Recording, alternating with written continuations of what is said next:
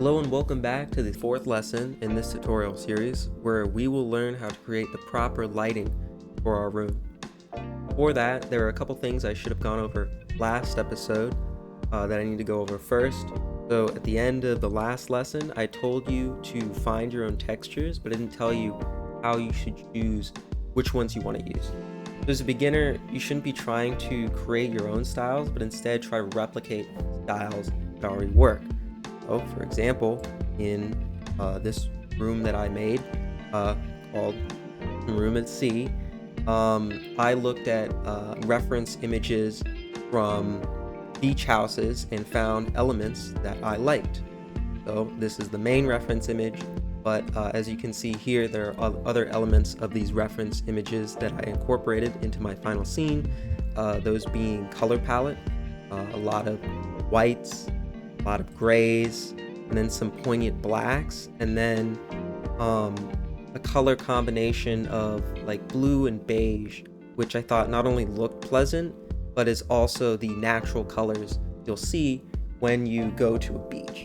When making your own room, try not to clash styles and then stick with just one, at least for now. So instead of like clashing New York interior brick with Floridian Spanish influenced architecture, just stick with one or the other and then focus on the elements of that style which really work and give you the feeling or vibe you want to have when being in that space. For this tutorial series, I'm going to go with a minimalistic Scandinavian design because that is relatively easy to make in 3D because of its simplicity. It makes sense for the small room we're creating. So in summary, look at reference images and then have them influence your modeling, choice of textures, and your lighting, which the lighting part we'll get into at the end of this lesson, learn how to more artistically create lighting.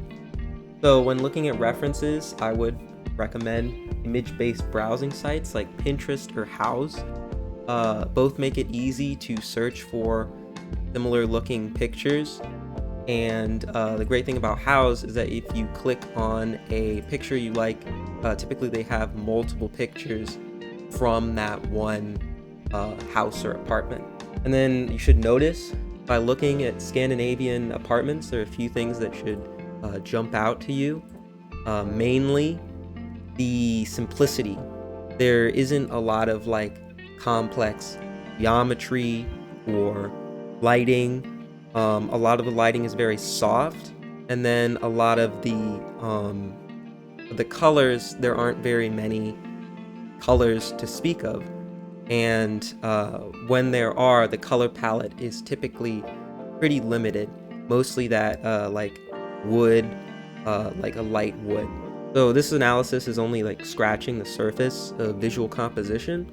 If you want to learn more about that, I would highly recommend watching Blender Guru's videos on topics like color, composition, and lighting, which I'll link in the description below.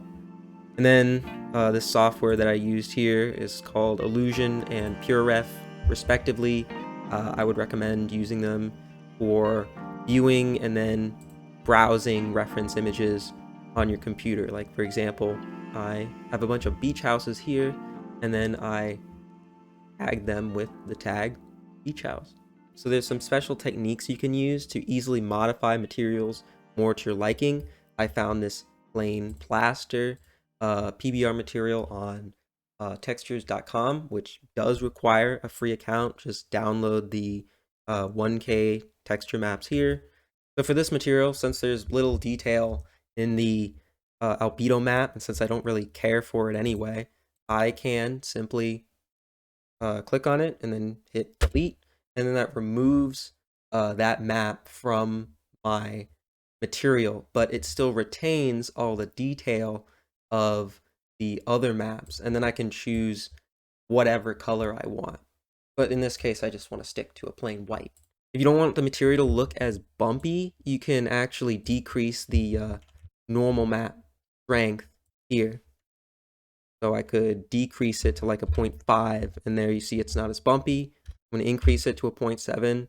If for some reason you want to increase it, you can, but typically ends up looking very ugly.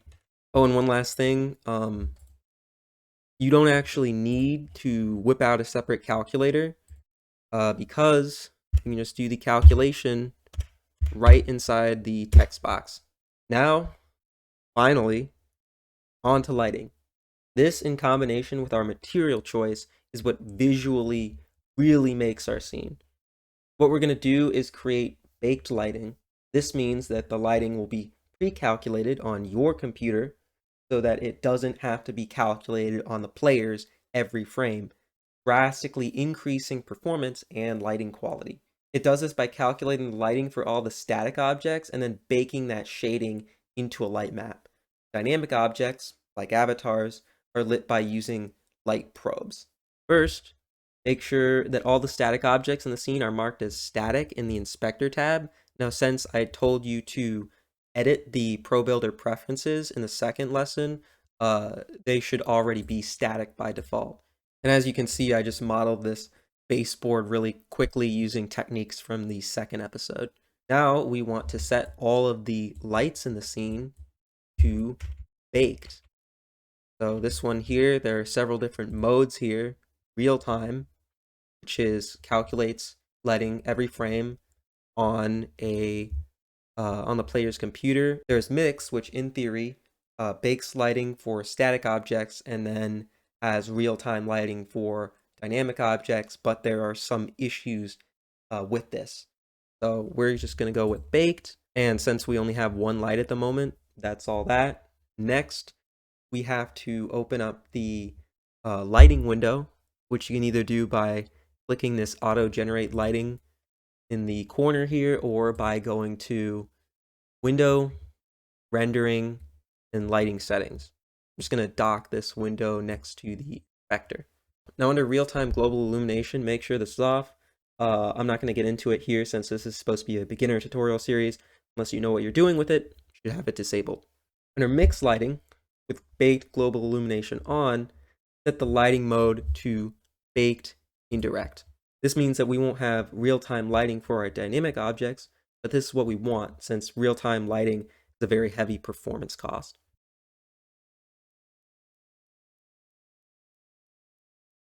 Now, get into the light mapping settings. First option is the light mapper. I'll change it to progressive GPU. So as a recording, the GPU light mapper is still in preview, which means that it's not production ready. So if it gives you glitches, you can switch to the progressive CPU for like the final bake you'll do before you publish the world. But for quick iteration, this GPU light mapper is.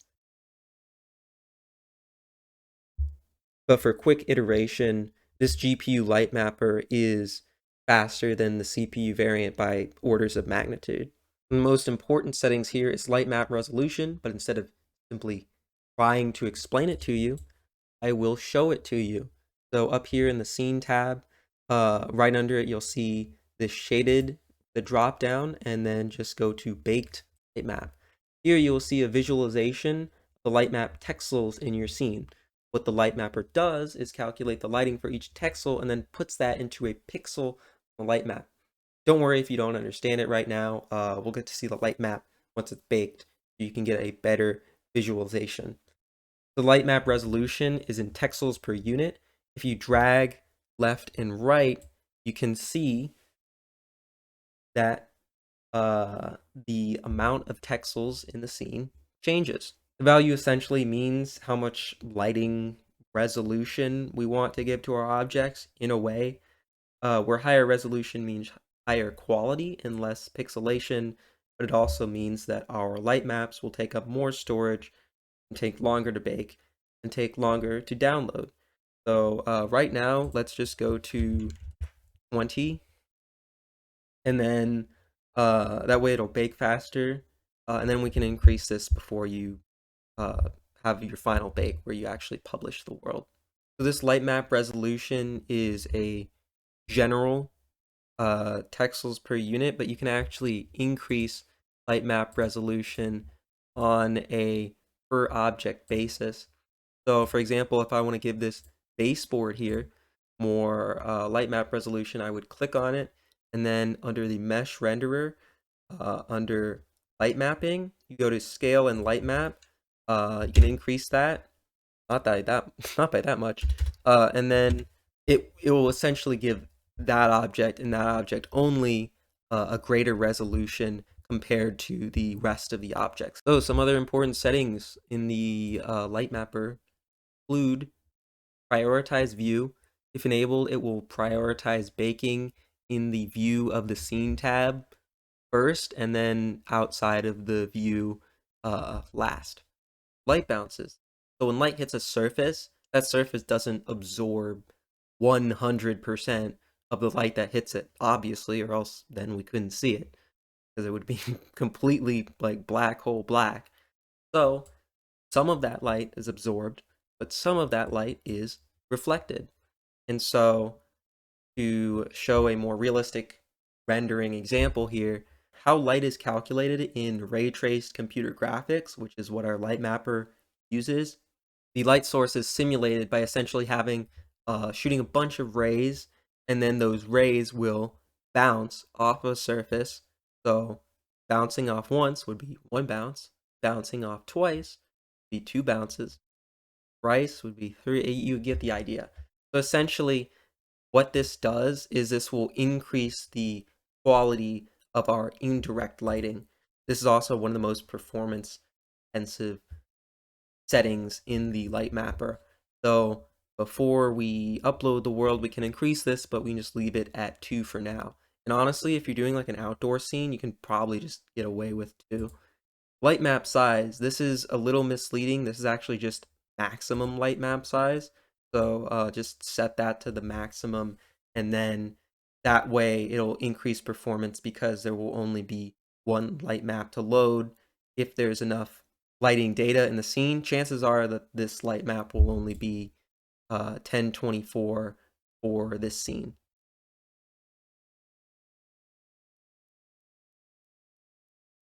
Ambient occlusion. Turn this on for more realistic shadows, and we will see this after the light bakes. I'll go over it. Filtering, set this to auto. I don't want to cover those, and this is supposed to be a beginner tutorial. Multiple importance, yeah, it's generally faster. So with all this set up, now all we have to do is click generate lighting at the bottom. For larger scenes, this can take a while, but since our scene is so small and we set the light mapper to use GPU, it shouldn't take too long. And yeah, now it's done. This is the power of baked lighting. Obviously, the resolution here isn't very good because we lowered that, but you can see how the interior of the room is lit far more naturally than it was before. You can see here there is some light bleed from the light coming through the window directly hitting the floor here and then bouncing off into the walls and the rest of the room. And then these shadows that are caused at the crevices here are because of the ambient occlusion which we enabled. And if you click on an object that has baked lighting, you'll see in the mesh renderer under light mapping, under baked light map, see the baked light map.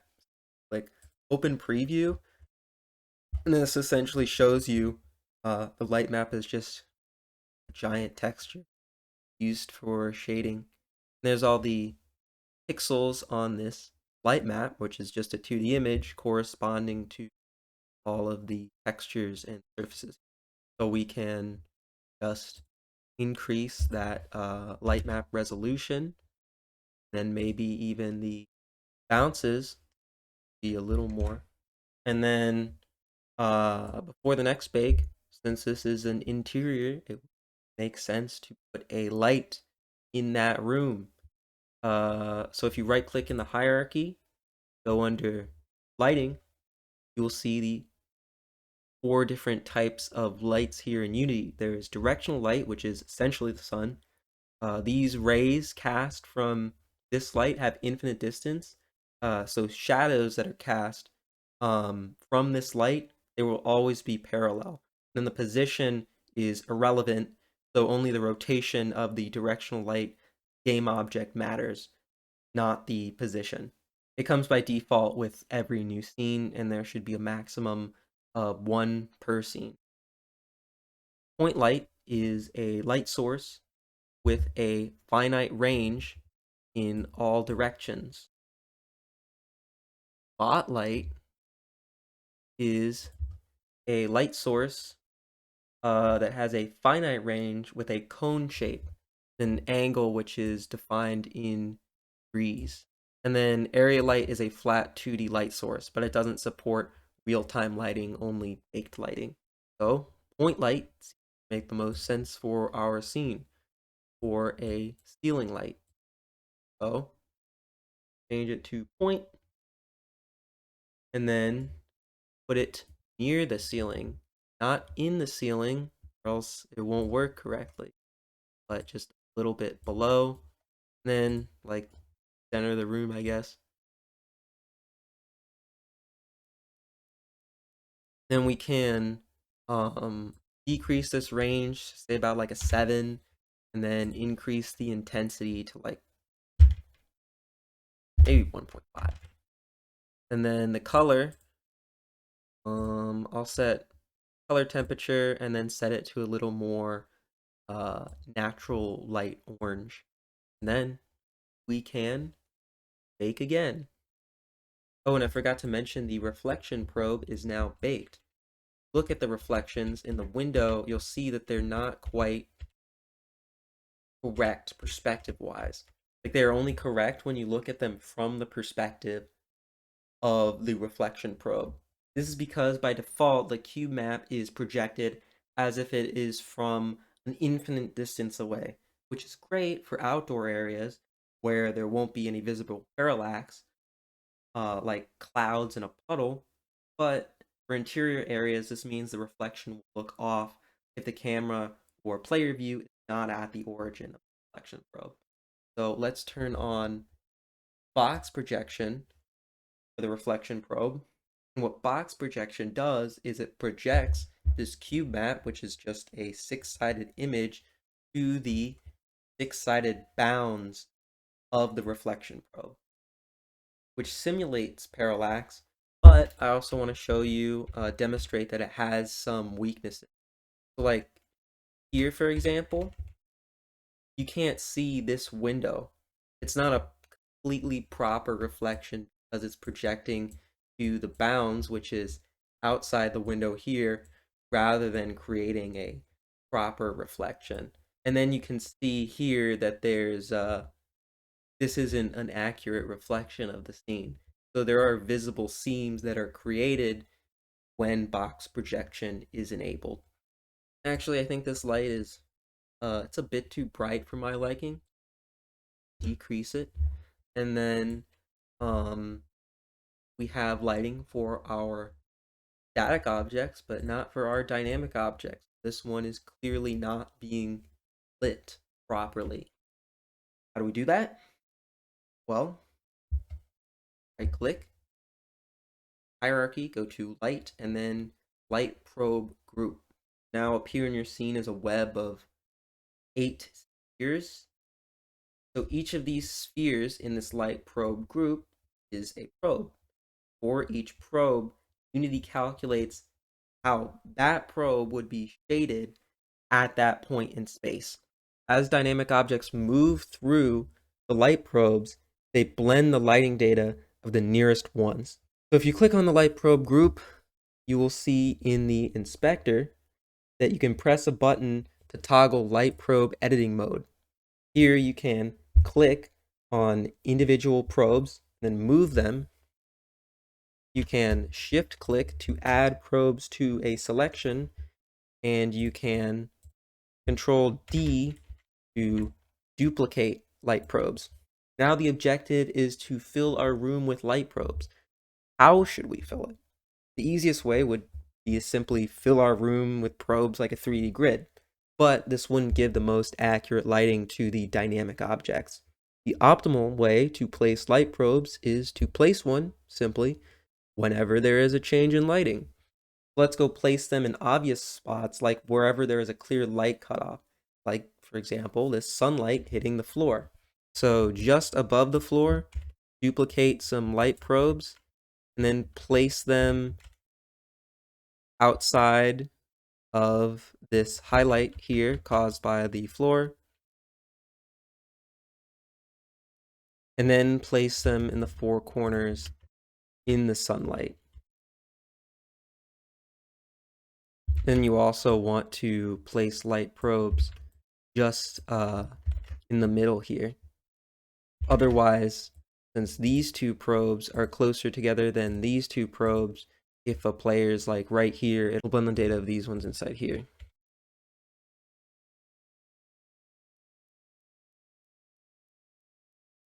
And just select all these here and Control D to duplicate them, just move them over. The other window, again, and then fill the rest of the space like, just a 3D grid would be fine.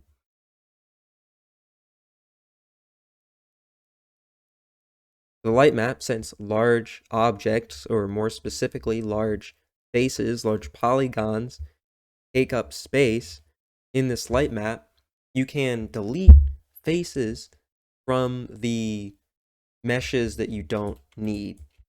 So, for example, no one's going to see this bottom here, so I can simply make sure I'm in face selection mode, click on it, press backspace, and then if I wanted to fill that in again, I could just click in the four vertices and then click fill hole.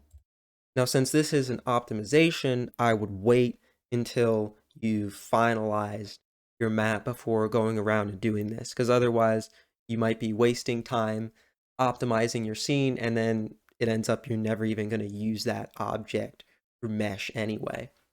So this lighting clearly looks a lot better than we had it before.